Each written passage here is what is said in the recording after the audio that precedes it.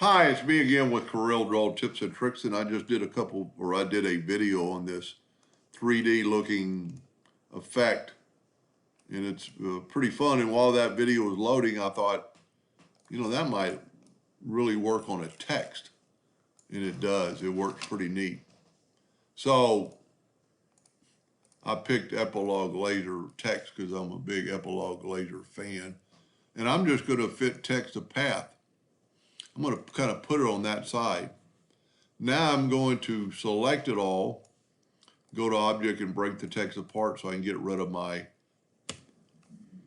now I'm going to take, get rid of the circle. So I'm going to make the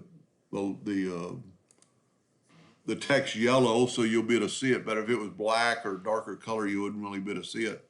But then I'm just going to go from the inside out and just do that a little bit. Then go back to the rotation that we did before and play around with it. It's pretty hands-on, kind of tricky, what you're going to do with it. Now, once you see that it might be too thick, let me zoom in here and grab that extrude tool back. You can make your letters thinner. That's pretty cool. And I think I want to do one more where I make individual letters different colors. You could expand that way out, wouldn't be readable.